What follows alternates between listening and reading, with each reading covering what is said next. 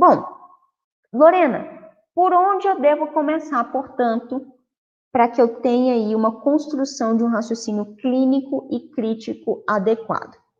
A primeira coisa, nós acabamos de ver, é entender o conceito de diagnóstico de enfermagem. Conceito de diagnóstico de enfermagem significa avaliação de respostas humanas, tá? Respostas humanas presentes em situações de saúde ou situação de vida. Um exemplo de situação de vida. Eu, Lorena, vou iniciar agora a coordenação de um curso muito importante para mim, que tem 2 anos que eu almejo entrar nessa empresa, e agora a empresa entrou em contato comigo para eu poder coordenar a abertura desses cursos.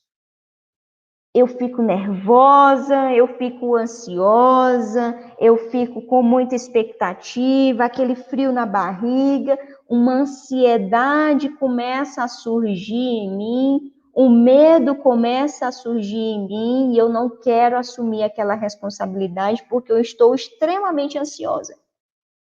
Esse é um processo de vida, estou lidando com um novo desafio, mas foi um processo de vida que trouxe algumas respostas que nós precisamos intervir. Eu estou me sentindo ansiosa, estou apresentando medo, então nós lidamos com as respostas que estão presentes não apenas nos processos de saúde, nas doenças, mas também que estão presentes ali nos processos de vida, e esse é um exemplo. Se eu perco um ente querido, lidar com aquela perda vai gerar algumas respostas humanas que muito provavelmente serão indesejáveis. Eu posso ter o pesar complicado, se não me engano, o pesar saiu da Nanda de 2000 anterior, não está mais nessa nova Nanda, mas eu posso ter um enfrentamento ineficaz, eu posso evoluir para uma nutrição desequilibrada, menor que as necessidades corporais, porque eu estou me sentindo solitária, estou sentindo falta do meu ente querido, eu não quero me alimentar. Então, estou desenvolvendo, estou apresentando respostas humanas diante ali de um processo de vida, tá bom? Além disso, nós temos que entender que o diagnóstico de enfermagem, além do julgamento clínico, ele tem que ser um processo de pensamento. Eu tenho que analisar, avaliar o meu paciente, ter a postura de análise e crítica, desenvolver o meu raciocínio clínico, regular o meu raciocínio clínico com o meu raciocínio crítico, para que eu chegue ali num julgamento eficaz, para que eu chegue num julgamento verdadeiro, que reflita exatamente o que está acontecendo com o meu paciente, tá? Vimos que diagnóstico de enfermagem é a resposta humana. Esse diagnóstico de enfermagem ele pode ser visto como também um processo de pensamento e também como um termo padronizado, que é o que nós vimos lá na Nanda, né? A Nanda traz termos padronizados, a CIP traz termos padronizados, tá? Então, compreender isso é o primeiro passo para que você desenvolva as suas habilidades necessárias para ter um raciocínio clínico e crítico adequado, tá bom? E quanto às habilidades cognitivas? O que você precisa realizar para melhorar as suas habilidades, para potencializar suas habilidades cognitivas? Primeiro, análise. Falei para você desde o início. Aplicar padrões. E aqui é uma dica excelente para quem está começando a estudar, para quem está começando a lidar com seus pacientes na prática. Aplicar padrões. Um exemplo do próprio paciente com infarto agudo do miocárdio. Se você recebe esse paciente com infarto agudo do miocárdio, a sua execução de levantamento de dados recorrentemente, toda vez que chega um paciente infartado, você avalia o seu paciente, vão te permitir aplicar padrões. Ou seja, esse paciente que provavelmente que chega aqui com uma dor precordial, ele evolui rapidamente para uma confusão aguda. Esse paciente evolui para um episódio de ansiedade por conta da dor. É provável que esse paciente evolua aí por uma taquidispneia, uma taquipneia e uma dispneia. É provável que esse paciente tenha ventilação espontânea prejudicada. Ou seja, você está estabelecendo padrões. respostas humanas que podem acontecer diante de uma situação clínica. Isso é bom para você? É ótimo. Por quê? Você vai conseguindo produzir aquelas caixinhas que nós falamos no início. A caixinha do paciente possivelmente infartado, mas que está apresentando dor precordial. Nem precisa confirmar que é infarto. A caixinha de um paciente que chegou aqui com um rebaixamento de nível de consciência. O que pode acontecer? Esse paciente pode evoluir para quê? Então, você vai montando caixinhas e colocando informações ali dentro para que você consiga, toda vez que se deparar com algo semelhante, acessar aquela informação e conseguir fazer uma análise clínica adequada, tá? Além disso, autorregulação. Você tem que ter discernimento. O que é discernimento? Você sabe entender se aquilo ali é necessário. Se eu, por exemplo, posso, algo muito que acontece bastante, que às vezes até é suprimido na nossa prática. Um paciente que confirmou o infarto agudo do miocárdio, está ali na sala vermelha, e ele fala para você durante a sua avaliação clínica que ele está 7 dias sem evacuar e que está sentindo desconforto abdominal. Olha o tanto que nós precisamos estar munidos de informação. Se esse paciente fizer força para evacuar, a área de necrose dele vai aumentar. Se você não tiver discernimento, autorregulação a respeito do seu conhecimento, você não vai intervir em relação a isso. Você não vai conversar com a nutrição, você não vai conversar com a equipe médica para passar um óleo mineral, uma lactulose, para que esse paciente não tenha dificuldade para evacuar e dessa forma não faça força e aumente a sua área de necrose por conta da força que ele vai fazer por estar vários dias sem evacuar. Então, discernimento é justamente o julgamento, a autorregulação do seu pensamento e da sua tomada de decisão, tá? Para que você melhore sua habilidade cognitiva, você também tem que buscar informações. Você tem que estar atento à prática baseada em evidências, buscar artigos científicos, tá? No curso Expert em Diagnóstico de Enfermagem, eu ensino, inclusive, isso. Como que você vai buscar artigos científicos para que você utilize daquelas informações na sua prática clínica? Quais são os descritores, o que são operadores booleanos, o que é o DEX, o que é o MESH, o que é a BVS? Tudo isso você precisa conhecer para que você consiga acessar informações adequadas, tá? E inferência, interpretação e predição. Inferência é concluir. Infere-se que, conclui-se que, infere-se que, se esse paciente continuar no decúbito, né, com a cabeceira a 20 graus e com uma sonda nasoentérica, esse paciente vai ter uma broncoaspiração, esse paciente pode broncoaspirar. Então, é inferir a partir da interpretação dos dados que foram levantados, que foram juntados, tá? Que aí é justamente a análise do contexto. A habilidade cognitiva é necessária para que você tenha uma avaliação clínica adequada, tá bom? Tudo bem até aqui, pessoal? Me digam aqui nos comentários enquanto eu tomo uma água.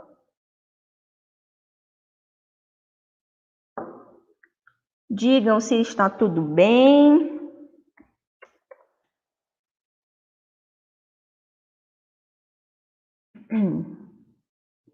Vamos lá, como é que tá? Tá tudo bem? Enquanto respondem, tomem uma água para que a gente continue. Ótimo, então vamos continuar. O Acácio disse que está tudo bem. Vamos lá. Ótimo, tudo certo. Vamos, Lucas, Acácio, continuando então, meus amores. Beatriz, Eduardo, maravilha.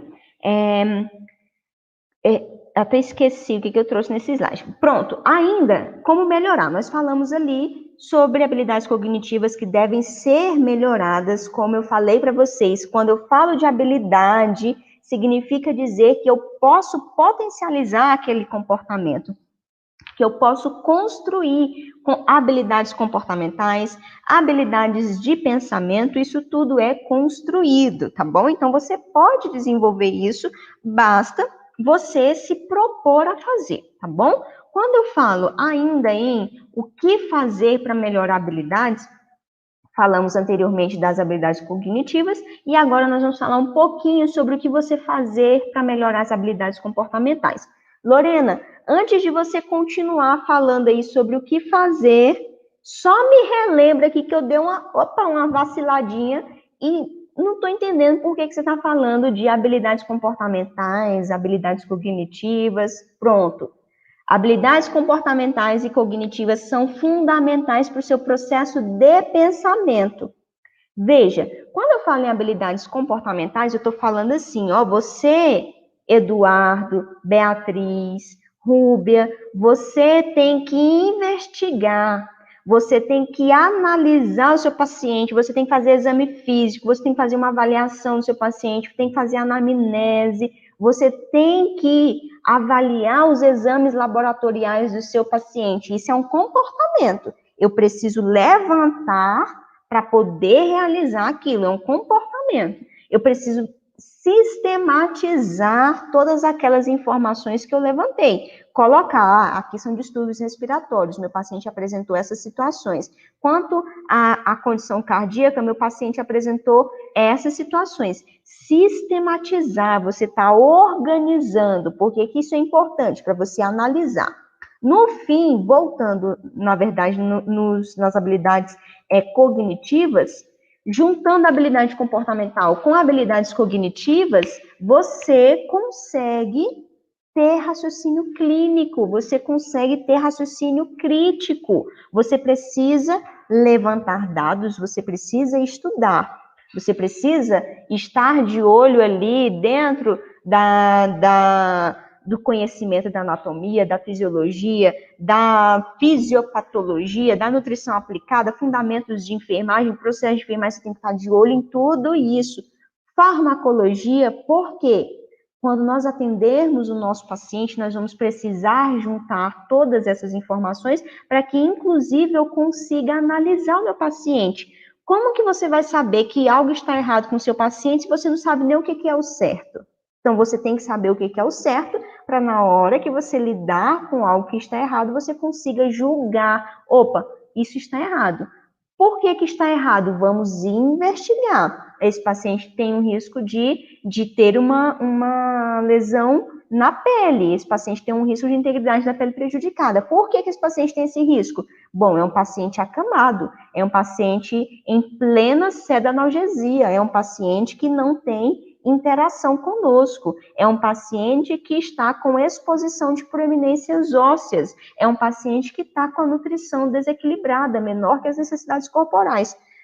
Putz grila, olha o tanto de coisa que eu disse aqui que pode acontecer, que pode estar causando um problema único, que é um risco de integridade da pele prejudicada. Então, se você não conhecer que esses fatores podem prejudicar a pele do seu paciente, pode ter uma lesão por pressão a partir dali, você não vai conseguir julgar, analisar o que está acontecendo, tá? Então, por isso que o comportamento de análise é imprescindível, o comportamento de julgamento, autorregulação, discernimento é imprescindível, o comportamento de buscar informações é imprescindível. É melhor eu hidratar a pele com AGE ou com o hidratante à base de água? É melhor eu utilizar nessa lesão que tem presença de tecido de granulação um ácido graxo essencial ou um petrolato? Então, para que você consiga responder, dar a solução para esses problemas que nós avaliamos,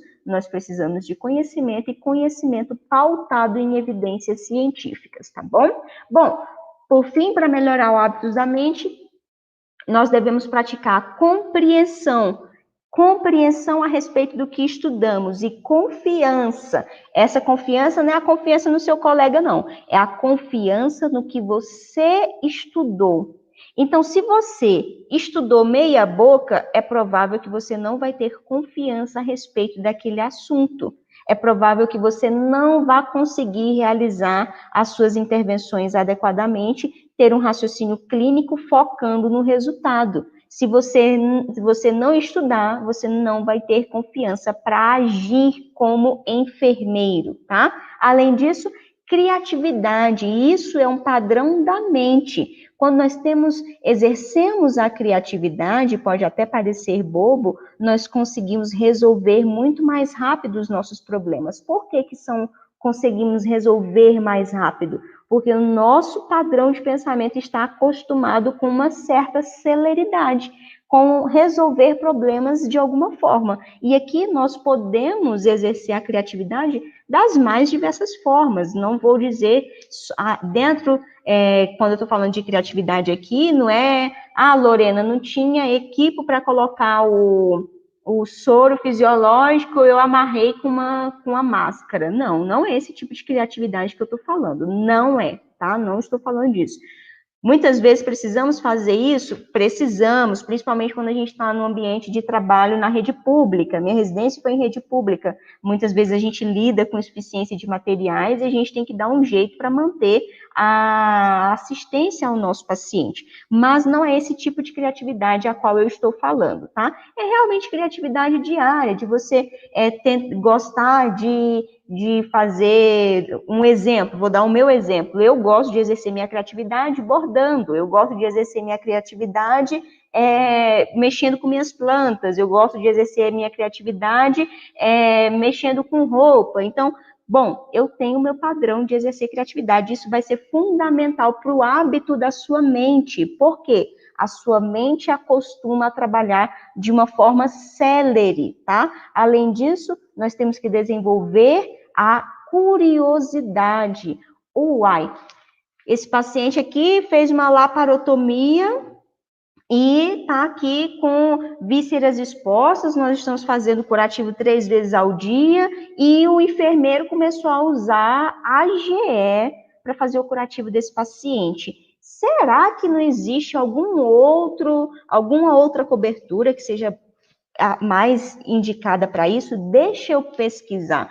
Curiosidade, você tem que exercer a curiosidade. Nós estamos acostumados a ser passivos, a receber ordens, vou ser bem objetiva, receber ordens, quais são as ordens, né? A gente recebe de uma forma intrínseca. Nós chegamos no plantão, tem tanta coisa para fazer, aquilo ali já é uma ordem que você recebeu. Você tem que conferir o carrinho de parada, você tem que conferir o carrinho de curativo, você tem que repor o carrinho de curativo, você tem que passar nos leitos do seu paciente para você verificar se tem alguma necessidade imprescindível, você tem que realizar sua prescrição de enfermagem, você tem que implementar junto com a sua equipe de técnicos de enfermagem, você tem que correr durante o banho para poder fazer o curativo enquanto o seu técnico de enfermagem está segurando o seu paciente, porque o curativo é na região sacral, você não pode deixar o técnico esperando lá. Então, você tem tanta coisa para fazer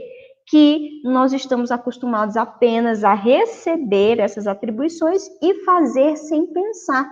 Agora, veja como é diferente você ser levado pela onda do que você ditar como você deve fazer. Você receber o seu plantão, você fazer uma avaliação do seu paciente, você priorizar a avaliação de enfermagem, priorizar os diagnósticos de enfermagem. E aqui eu vou abrir um parêntese. Ainda ontem eu falava isso com o professor Diego Brunos, sobre o modelo tripartite da prática de enfermagem. Talvez que você esteja aqui, talvez tenha já me ouvido falar sobre isso. Nós temos 3 momentos de atividade, a qual eu, Lorena, né, Sheila, que está no plantão, seja bem-vinda, a qual eu, Lorena, vou realizar as minhas atividades. Primeiro momento, diante do diagnóstico de enfermagem, as minhas ações que serão realizadas diante do meu diagnóstico de enfermagem, diante da identificação das respostas humanas.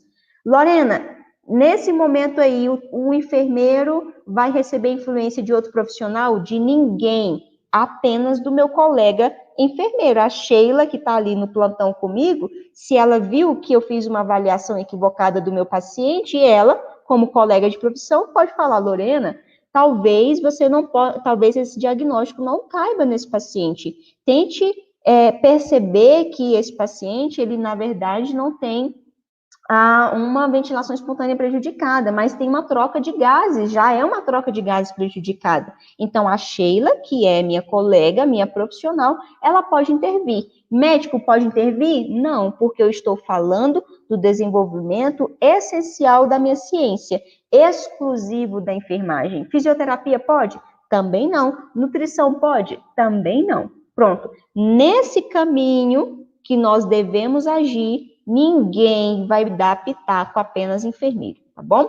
O segundo caminho é o caminho pela qual nós seguimos diante de protocolos, de normas operacionais. Não apenas a enfermagem, mas também nutrição, fisioterapia, a própria medicina, um protocolo de higienização das mãos, um bundle de prevenção de pneumonia associada à ventilação, um bundle de prevenção de infecção de sítio cirúrgico, um bundle de prevenção de infecção de corrente sanguínea. Todos vão seguir, todos os profissionais da equipe multidisciplinar vão desenvolver atividades específicas dentro das suas competências para alcançar aquele objetivo. Então, nós também trabalhamos dessa forma, também é um caminho das atividades de enfermagem. E a terceira atividade, que é a que nós temos priorizado erroneamente, é diante dos objetivos da equipe médica. Nós, tal qual as outras equipes da equipe multidisciplinar, colaboram para a equipe médica alcançar os seus resultados de tratamento. Então, eu, enfermeira, colaboro, também tenho atividades colaborativas. Eu administro medicação, eu checo medicação, eu acompanho esse paciente, eu avalio uma PVC, eu avalio como está o débito cardíaco desse paciente, eu avalio, eu administro o trombolítico, eu avalio se esse paciente apresentou algum tipo de sangramento após ser trombolizado. Então, eu faço um eletrocardiograma não apenas para alcançar o objetivo, para ajudar a equipe médica a alcançar o seu objetivo, mas também porque está em protocolo dizendo que eu posso fazer em um período e devo fazer no tempo porta de 10 minutos. Então, eu tenho atividades específicas, que são diante de respostas humanas indesejáveis, e tenho atividades colaborativas. E aí eu pergunto para você que está estudando e para você que já trabalha, o que você acha que tem priorizado diante dos seus estudos, para quem está estudando? O que você acha que tem priorizado diante do seu trabalho, para quem já está trabalhando? São as respostas humanas ou são os objetivos da equipe médica? Você está preocupado em chegar no seu plantão e fazer o exame, administrar a medicação, fazer o aprazamento da prescrição médica, aferir logo a PVC, que tem que ser aferida durante a manhã, funcionar uma PAI, que nós também funcionamos, funcionar uma PIC. Você está preocupado com o quê? Essa é a sua prioridade, que, claro, tem que ser prioridade, principalmente em unidades críticas, também é uma prioridade. Também não é exclusiva, você tem que desenvolver, juntamente com essas atividades, a sua atividade essencial, a sua atividade autônoma, tá? E isso vai te dar uma perspectiva intelectual muito maior, que eu trouxe aqui, olha, hábitos da mente. O nosso comportamento como enfermeiros automaticamente muda, nós passamos a sermos vistos de forma diferente. E eu vou dar um exemplo, ontem mesmo também falei sobre esse exemplo. Eu terminei minha faculdade em dezembro de um ano e em janeiro do ano seguinte eu já tinha passado na residência. Então eu terminei em dezembro, na verdade eu passei na residência em outubro, me formei em dezembro, assumi em fevereiro do ano seguinte. Quando eu entrei para fazer minha residência, as minhas habilidades comportamentais eram deficientes, porque eu não tive muito tempo para poder fazer estágio, eu não quis fazer estágio não remunerado, na verdade eu não podia naquela época, porque fazer estágio não remunerado implicava gastar dinheiro, e era um dinheiro que eu não tinha na época, mas deveria ter me esforçado para fazer, porque me expor a um estágio não remunerado, como eu falo, quando a gente vai ali e presta atividades que não são voluntariado, me expor a um voluntariado, teria me dado muita base para poder saber como me comportar como enfermeira.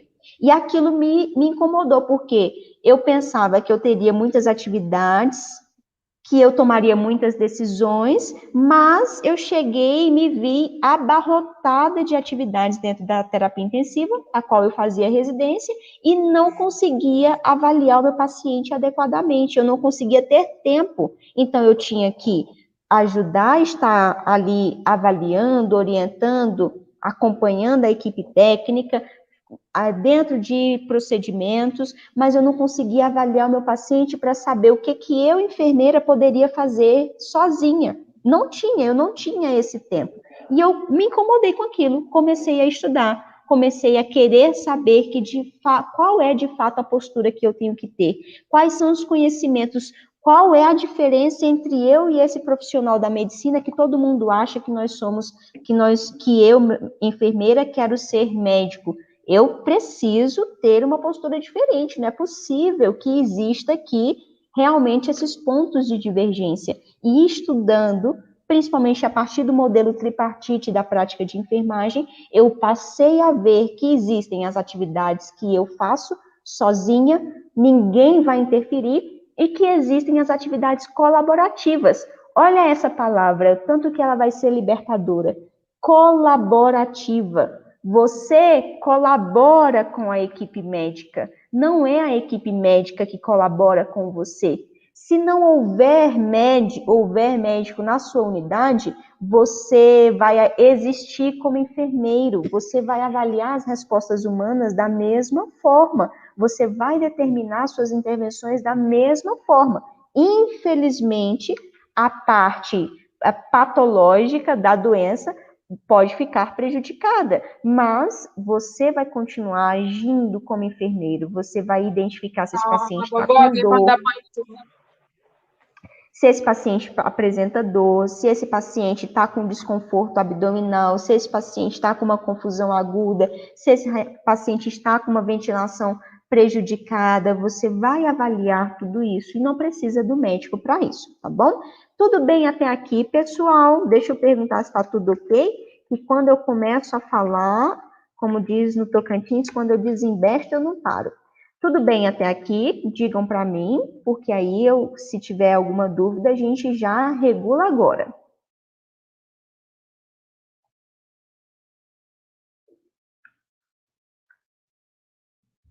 Tudo bem? Lucas, muita coisa, realmente. Muita coisa mesmo, mas é assim. Pense que é muita coisa agora, mas se você estudar um pouquinho agora, amanhã já vai ser um pouquinho a menos. Se você estudar um pouquinho mais amanhã, depois de amanhã vai ser um pouco a menos. E cada vez mais você vai se sentindo mais confortável com tudo isso, tá bom? É assim mesmo, é um processo construtivo. Não fiquem aperreados, não sei se alguém aqui está já trabalhando, eu vi que tem a Sheila entrou, está no plantão. Nós precisamos primeiro reconhecer erros para que a gente possa intervir, né? E a construção do profissional que você quer ser, ela é diária e contínua, ela nunca vai parar. Então, eu, por exemplo, já tenho 3 anos que eu não trabalho mais na assistência. Decidi sair da assistência e trabalho apenas com docência. Mesmo assim, a não ser quando eu ia para os estágios com os meus alunos da faculdade. Mas mesmo assim, eu ainda continuo a me construir como profissional. E isso é que importa. Eu já tenho 10 anos de formada e ainda continuo me construindo. Como eu falei, a ciência é dinâmica, nós precisamos saber uma base. Temos que ter realmente uma base muito bem fundamentada e a partir dessa base nós vamos lapidando aí algumas arestas que vão aparecendo, tá bom? Mas não fique aperreado porque o processo de construção é inclusive muito gostoso.